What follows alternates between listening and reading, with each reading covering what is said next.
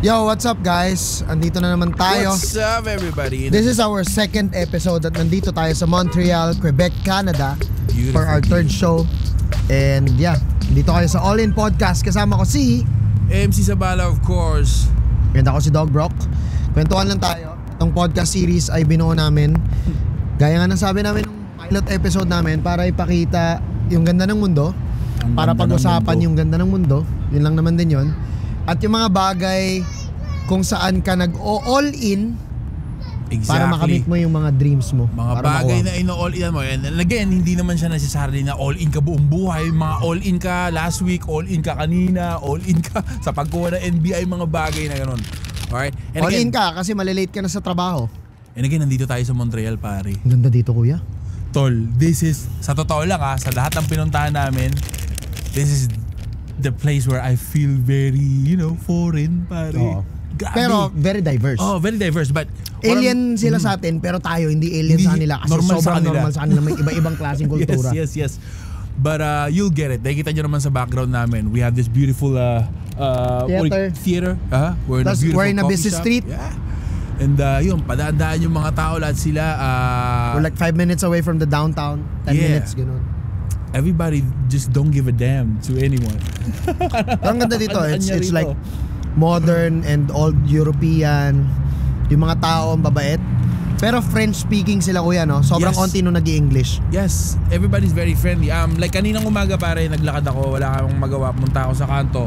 I visited the one of the oldest bagel shop. Wow. Kaya yung kinain Actually, natin. it's the oldest bagel shop in the world. Grabe. I was greeted by an Italian individual. Okay. Alam mo yung feeling ko, para ako nanonood ng pelikula, para yung mga napapanood ko lang dati, yung mga Italian mob na, what do you want?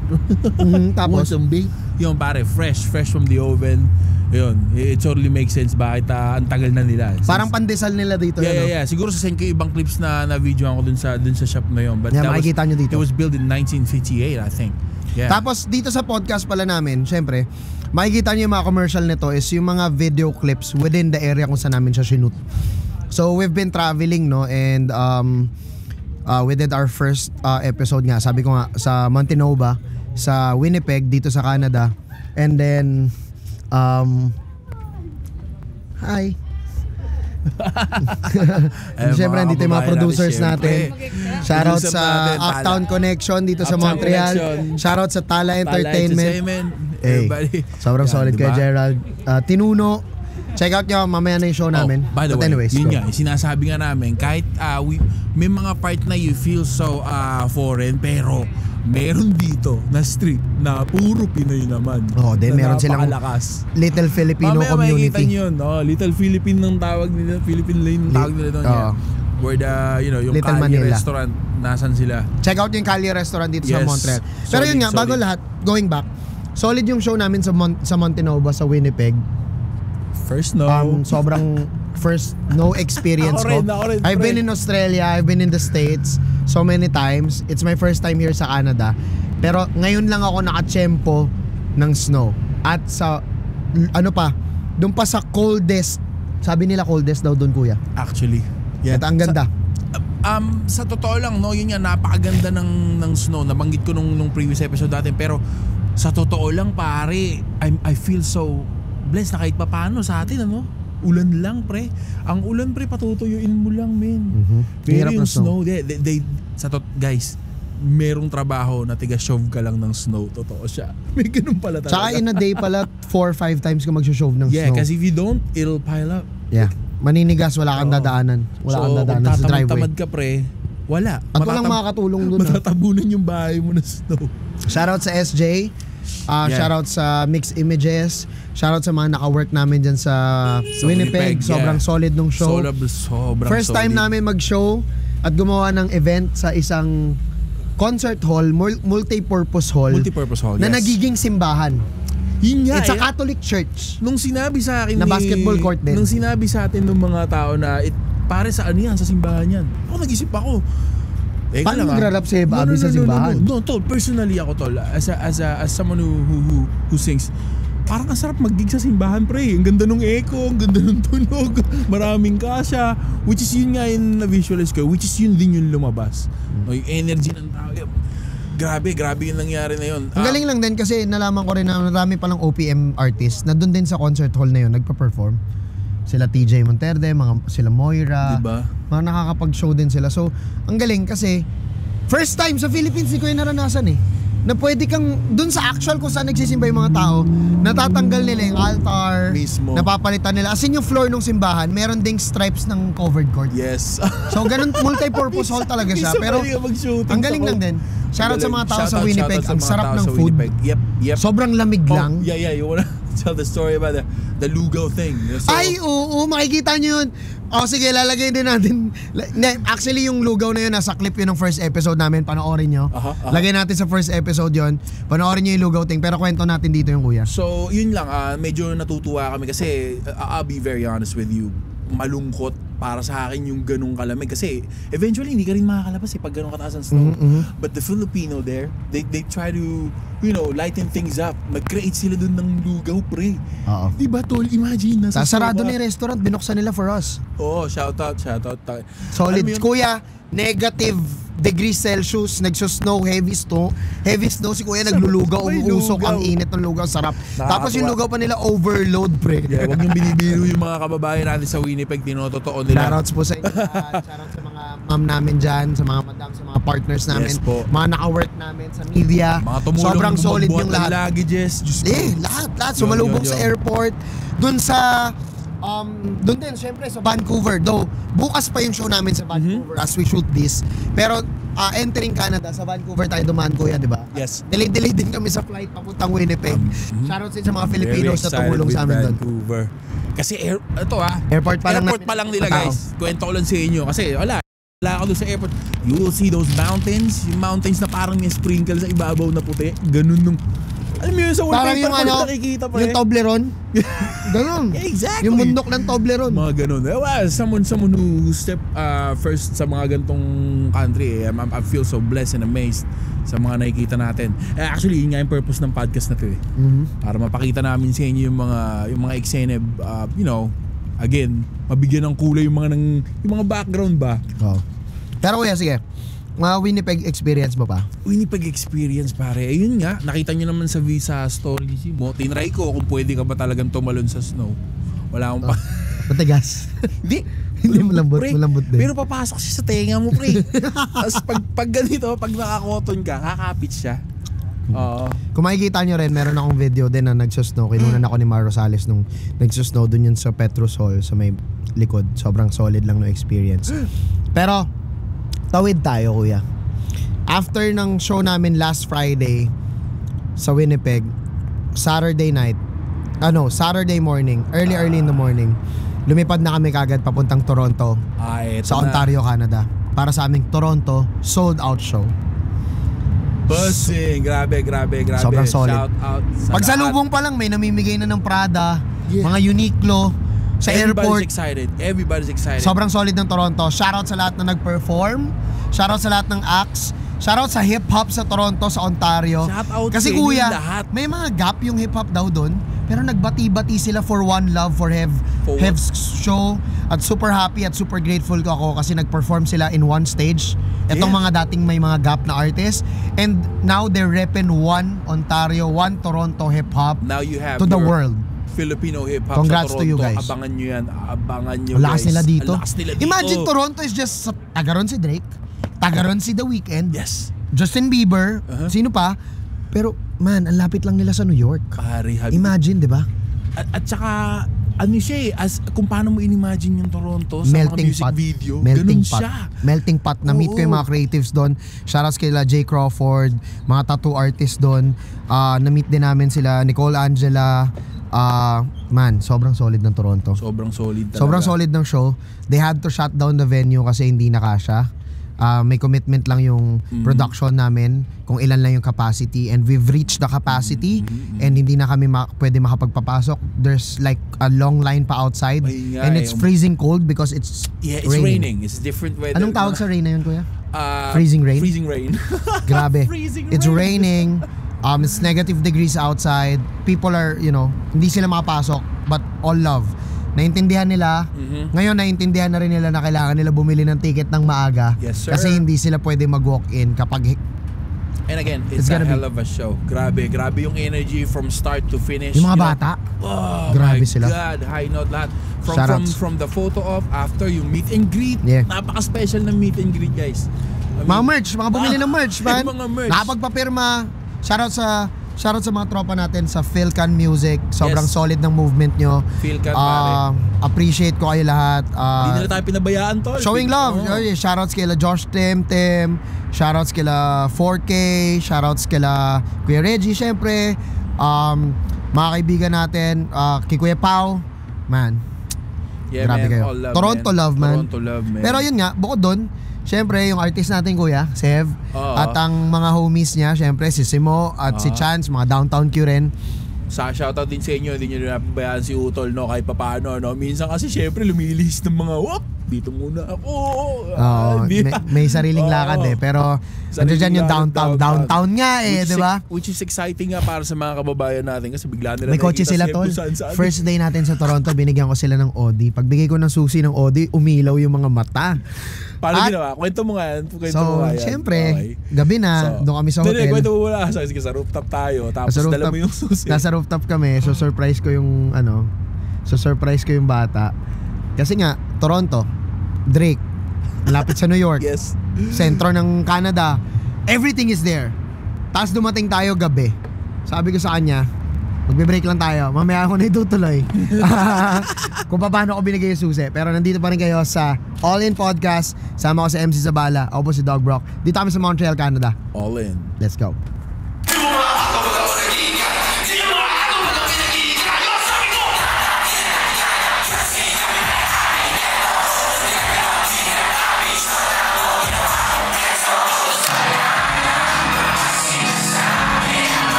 Yo, and we are back.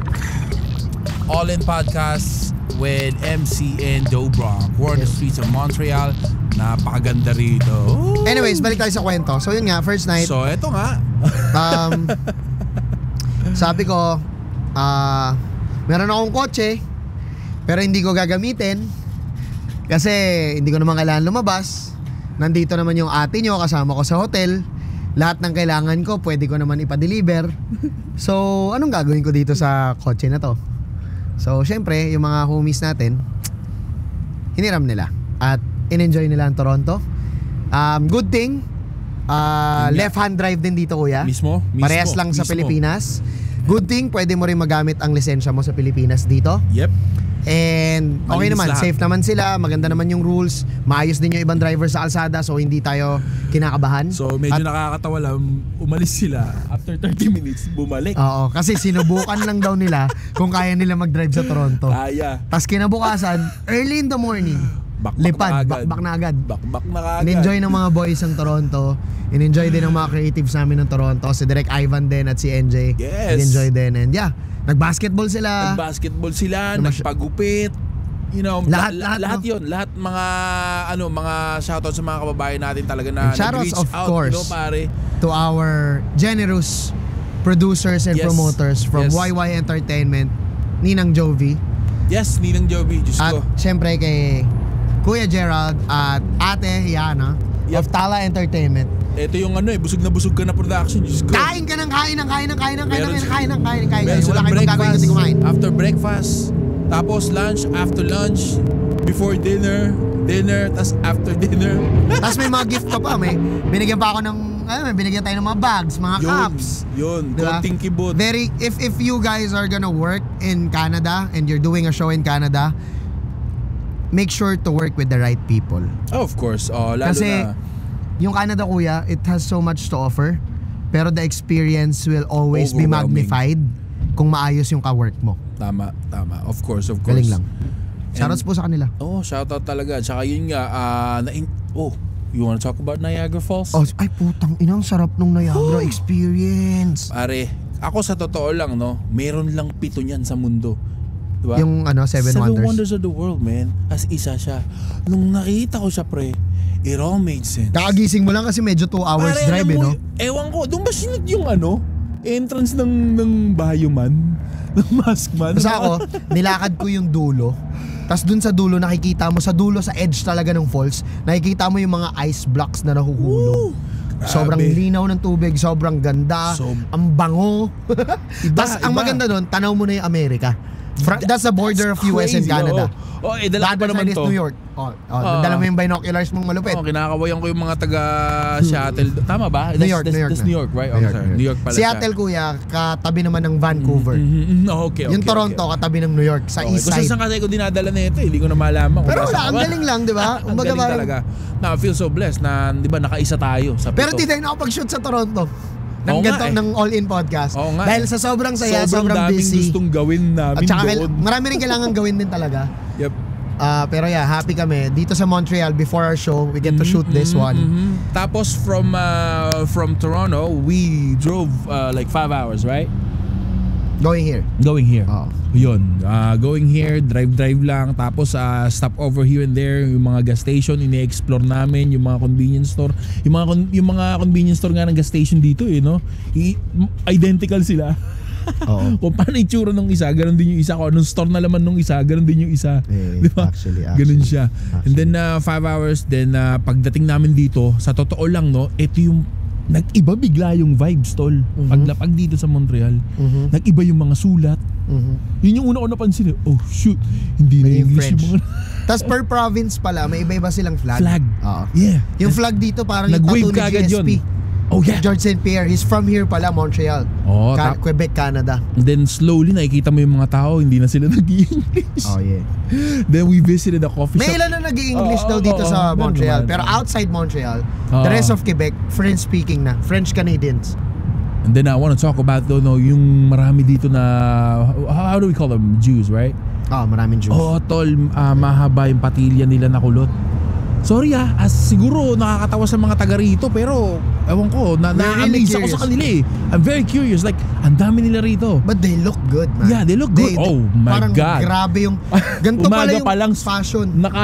Umaga pa lang naka-trench coat na par. Yeah, Tapos they have like yung mga hats. They have like, basta very formal. These people, they really are stunning. Like when you see them, parang Paris Fashion Week. Pero huyo ka sa kanila. Talagang normal lang sa kanila na medalyo talaga dito. Mukhang ganun eh. And then sabi ko nga sa'yo, this is just what, 6-8 hours drive from New York also. Everybody's using flip phone. Like I wanna ask somebody na, no one's using smartphone. Yung mga bakit siguro kung alam nyo, kwento nyo naman. Let us know. Wala kaming opportunity to ask. Yeah, we don't have pero anybody. Yun nga, sabi ko nga sa inyo, kaya namin ginagawa yung All-In Podcast kasi gusto namin malaman lahat ng bagay. And then again, yun nga, isa yun sa mga... Respect to their culture, respect to their beliefs. Totally. Yeah. Hindi rin kami nagiging parang asshole curious around lang. them. Yeah. It's just, we're really curious as Filipinos. Parang, may ganito pala, may lugar na parang centric na ganito yung pormahan nila, ganito yung culture nila. And it amazed me. Very, di ba? Biglang may nagja-jogging na nakaubad. Parang mapapaisip ka talaga, ang laki ng mundo, pare. Di ba? Ang laki ng mundo. There's so much to explore. There's so many cultures that you gotta find out. Like, di ba? Nakakatuwa lang na we got to experience stuff like this, no? So, yun din, no? All in tayo sa mga gantong traveling mga bagay-bagay. Tsaka bukod doon,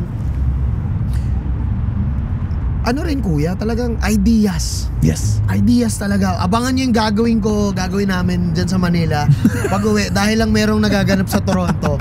Promise, hindi ko muna pwede ikwento ngayon. Pero as you watch this, pag na-upload namin to, malamang nagbaliwan na kami kaninang umaga. May naisip lang kami. Wala, solid lang. Surprise na lang, no? We've been to Saint what's this church? The church with the view of the sunset view of the city. Montreal. Grabe. St. Joseph? Is it St. Joseph? Let me check that out. St. Joseph Cathedral. Ando doon si Saint na siya ngayon, Saint Andre. Dati siyang Brother Andre na naging Father Andre. He's the priest. Tapos nakita ko naka-exhibit doon yung heart niya. Naka-exhibit doon yung bed niya nung buhay pa siya, yung office niya. Sobrang dami. Hanggang sa namatay siya, tumatanggap daw siya ng Kwento mo muna pilgrims. pare, how do you get to the church? Guys, just so you know, mataas yung church. Mag-escalator ka muna. No. May elevator hanggang 8th floor eh. Actually tayo tol, nag-drive lang tayo pataas. Hindi. Meron din kasing driveway papunta sa tuktok. May parking. Yeah, you'll so see doon na kami dumiretso. Why we have clips of that in we this have clips of episode. it naman, Check nyo sa mga breaks namin. Pero grabe, nung umakit ako dun tol, feeling ko ano ko, alam mo yung Collins pare. Tapos ang ganda ng sunset. Parang man. Castillo pre. Mga 7-ish PM. Yeah. Sobra, grabe sunset. Oo, kasi isa rin yan sa mga bagay na napansin ko nung nasa taas tayo pre. Yung mga building, walang masyadong mataas. Alam mo yun? Kasi kuya, yung mga building nila dito, So parang ang ganda niyang tignan. Like, tas yung mga residential, yung mga bahay, parang karamihan may mga karamihan talaga bricks eh. kuya, yung mga Old building, school. tsaka European nga, yung mga building nila dito kuya, hindi pwedeng sobrang taas. Kailangan mid-rise lang. Can you tell me what's the reason behind it? Kasi pag may skyscraper na, modern na masyado eh. Okay, so mini-maintain talaga nila yun. Same sa UK. Pag nasa London proper ka, may mga place na pang skyscrapers. Pero may mga place na mini-maintain nila yung European, lalo sa Liverpool, sa Manchester. Mini-maintain talaga nila yung Victorian era. Tapos ang bahay doon hindi pa taasan, palaliman. Ibig sabihin, meron sila 4 floors na basement. Merong mga bahay doon na may pool sila sa basement. And that makes sense kasi nga malamig. Bawal mo taasan eh. So doon ka sa ilalim. Tsaka parang ang Palaliman lamig kayo. nga sa taas pre. Oo din, malamig. Hindi nyo pakikinabangan yung rooftop nyo The rito. more yun yung pag malamig yung lugar mo. The more your house is exposed, the more snow that you will be having on winter season. Okay, that totally makes sense. Oo nga, no? Sa ilalim ka na. Oo, sa ilalim ka. Kasi isa pa napansin ko Bawal ka pare, lang mag-ilalim pag you're too close to the water. dito sa Montreal pre, yung bike lane nila. Ay, ang saya. ganda ng bike lane Ang dito, sobrang saya. safe. Ang luwag, may center gutter. island. May gutter. Yeah, may gutter. Tas kasabay nila yung mga tumatakbo. Yung mga tumatakbo dito, may nakahubad na lalaki. Kasi sa spring na kuya. Yeah. Mainit na sa kanila to. Walang pakialamanan. Naka-hoodie pa kami pero mainit na sa kanila to. Yes. Nag-snow nga dito few days ago lang daw eh. Ay, at saka ito pa pala. Almost 2 months na sa Toronto. Balik na naman tayo ng Toronto. Let's go. Almost Yun 2 naman months ang na point sa dito. Ikaw Toronto. na lang bigla mong maisip. Balikan lang natin. Almost 2 months na daw sa Toronto hindi nagsasnow. Tapos last day natin doon, nasa Pickering tayo. Yep. Pumunta tayo ng Seafood Island. Bigla. Biglang nag-snowstorm. So naranasan natin yung mainit na umaga na medyo lumalamig. Tapos nag-snow, tapos umulan. Oo. Grabe na tama. parang. Pero yun nga no, maging thankful tayo. Ulan lang tayo pare kahit papaano. Hindi, maganda lang Hindi yung siya sa biro. umpisa. Sa totoo Hindi lang. siya maganda, madumi siya, kakapit siya sa'yo, tas basa siya. Tas madumi siya. Let me tell you what's gonna happen kung hindi nyo siya i-shove guys. Yung hayaan nyo siya matunaw, magiging matigas siyang yelo. So mas mahirapan ka. Instead na i-shove mo na lang siya, titik-tikin mo na siya ngayon. Ganun siya. Kaya alam mo, yung iba daw gumigising ng madaling araw just to show. So imagine that. So it's not that also fun, pero it's nice to experience it. It's nice to experience it. And yun nga, again, nabibilib lang tayo ng nabibilib sa mga Pilipino, mga kababayan natin, nag-stay doon, nagtatrabaho doon. Kung merong man kayong taga ron na magkakamustahin nyo lagi. Diba? Ganda ng CN Tower. Oh yeah. Ganda ng CN Tower. Siyempre, Drake lagi nag-isip Ganda rin ng mall sa Toronto, yung nila, na I've been in the City Hall. Solid nung park. Doon daw kuya nagpo-420 yung mga tao. Boom! Tapos meron din sila doon parang Times Square yung itsura, puro LED. And you know what's, eto guys, kwento ko lang na, sorry. Go. Yung 420 na yan, pinakita nung tropa natin ni Kuya Brian. Dito sa Shoutout Montreal. Kuya Brian. Shoutout sa Uptown Connection, Ryan Perona. Dito sa Montreal daw, yung statwa na yon, inaakyat daw ng mga tao yon. Napakaraming tao. But at the end of the day, walang kalat, walang vandalism, talagang They're just enjoying their day. They're just enjoying their day. Ganun daw mag 420 party dito. Dito kasi It's sa not like Canada. how we imagine. Kasi ako yeah. pag sinabi mo 420 party. Dito kasi sa Canada na naging legalized na yung cannabis in a sense na medical nung una. Right. Pero recently inopen na nila into recreational. Mhm. So as long as you're 19 and above, Mhm. you can buy medical cannabis. You can buy any products with THC, but you can't do it. You can smoke anywhere na may public place, anywhere na malapit sa kids, sa park, Right, etc. you can't. etc. Yeah. You can't in the public and driving if you're gonna drive. Yeah, I think same. Tsaka nakausap ko nga yung yung isang nila, yung isang parang may salesperson dun sa unang visit ko na dispensary. Check out nyo rin pala yung mga vlogs namin about dispensary. May mga sinilip-silip lang kami, pinakita lang din namin kung ano yung makikita dun. But anyways, meron akong tinanong kung nagsasmoke ba siya bago pumunta sa work. Oh, no. Tapos sinabi niya, para lang din daw silang bartenders na hindi sila pwedeng uminom at laseng na nagtatrabaho. Galing, so ganun no? din, bawal silang intoxicated while working, so that pag nagtanong sa kanila yung clients, patients, whatnot, makakapagbigay sila ng 100% pure at maayos na recommendation And to me, na hindi under influence. hindi madali yung customer service dun, pre. Oh, then? Ang gagaling nila. Tsaka ang dami mong i-memorize. Yun nga, ang dami. Like, okay, what are you looking for? Do you want to have a quick sleep? Do you want to, stay Do you up have late? a headache? Iba-iba. You need a pain reliever? You The need very, whatever? then they got edibles, they got drink, they got, stuff like that. And so hindi siya madali. Kung slow ang hindi mo Kumbaga kung may sari-sari store ka, kompleto yung dilata mo, Mismo. kompleto sigarilyo mo, lahat ng noodles, lahat ng kailangan pancit mabilis ka magsukle. Yeah, ang galing. Pero nakaka-amaze lang kasi there's a lot of tax, no? Oh. Kasi nakita ko kuya, bumili ako ng drink eh. Yung drink, nakaano siya, parang normal lang na yung lead niya, normal lang on na. the layman's term, parang yung Marlboro, pare yung meron siyang stamp, di ba? Oo. May stamp siya lagi na Meron ganun. siya tax stamp. Oo, may tax stamp Ngayon, lagi. yung drink na binili ko, may THC siya, 10 milligrams ang kalagay. Normal lang siya na pag binuksan mo. Pero bago mo yun buksan, meron pa ulit takip Yep. na kailangan mo sirain at kailangan mo buksan. Nandoon yung tax stamp. Ibig kong sabihin, it is taxed. It is regulated by the government because it's paying its dues. Indeed. So that if you're 19 and above, you can buy it over the counter, pay cash or credit or whatnot, and consume it. And you're paying tax because of consuming it.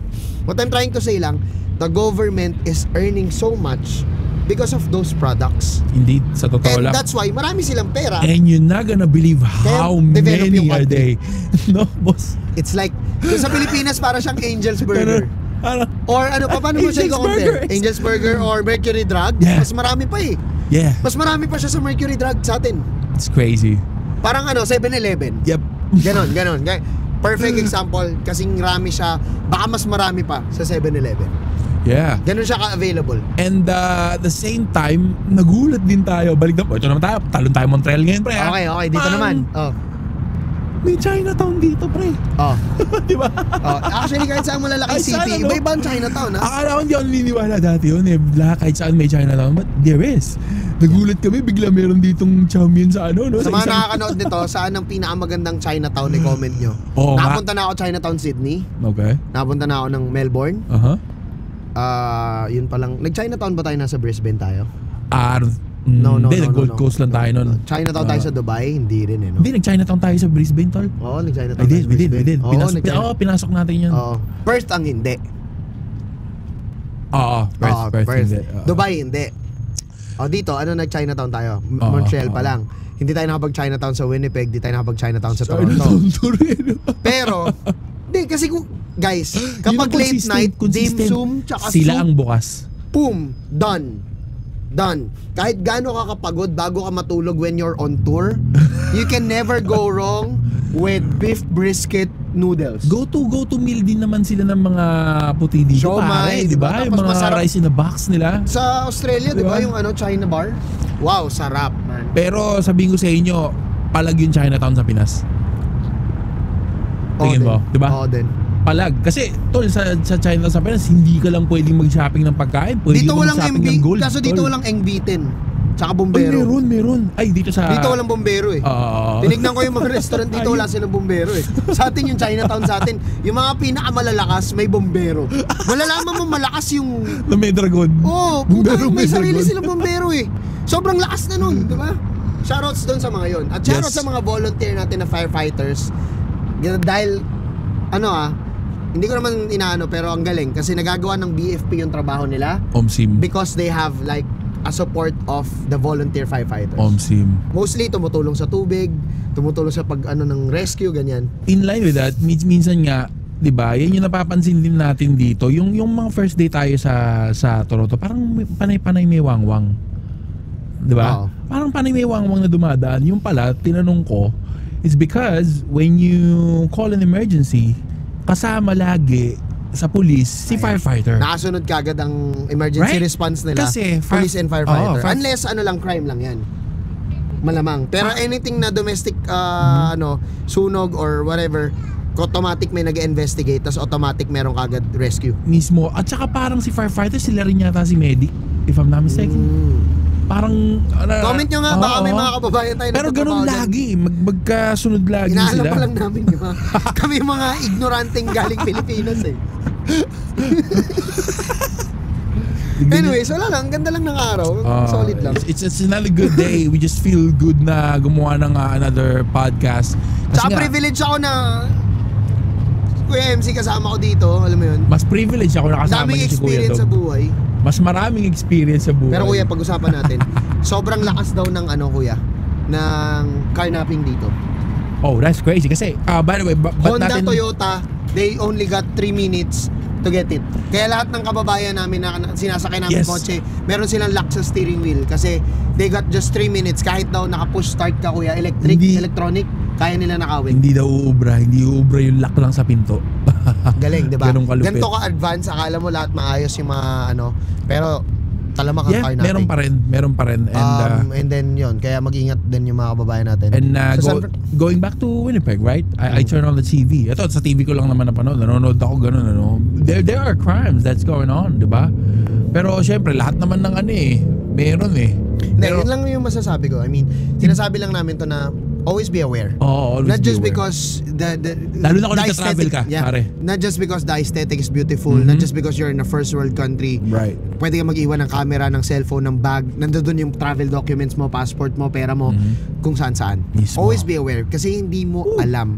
And yun ang sinasabi ng mga Filipinos, mga permanent resident dito, even the Filipino Canadians already. Ang sinasabi nila lagi, hindi naman Canadians hindi rin naman kami na nandito yun Yep. Minsan may mga tao na pumupunta dito as refuge or may mga pumupunta dito galing sa ibang bansa As student, tapos sila yung makukulit. Sila yung gumagawa ng mga mali. Sa totoo, At di mo masabi, so karamihan ingat lang. ng Pinoy, nandito sila para sumugal talaga, para magtrabaho. Kasi yung artist namin nawala ng passport nung nakaraan. Kinabahan kami lahat naipit niya lang pala sa bag niya. Isa pang napansin ko pare na you gotta be aware of kapag nasa ibang bansa ka, the pathway, walk, Oo. paglalakad. Oo. Lahat sila nagmamadali. Yes, lahat sila nagmamadali kapag Okay, magbe-break lang tayo.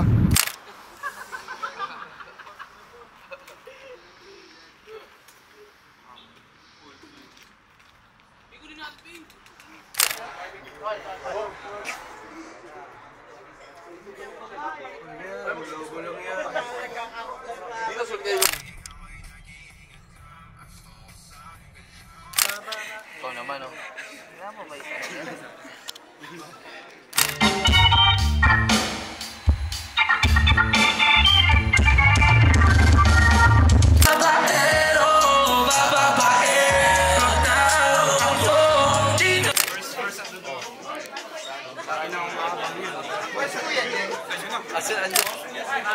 Sabihan mo sa head, t-shirts na lang.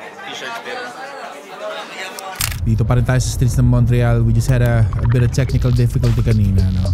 Medyo marami lang ingay dahil nasa labas kami tapos may Live obstruction tayo, yung signal dahil nasa loob yung aming recording equipment. But then again, thank you so much for this coffee shop for letting us, shoot here. Shoutout sa Nita. Yeah. So, Sarap ng Rice Krispies. bait nila. Sarap ng cold brew.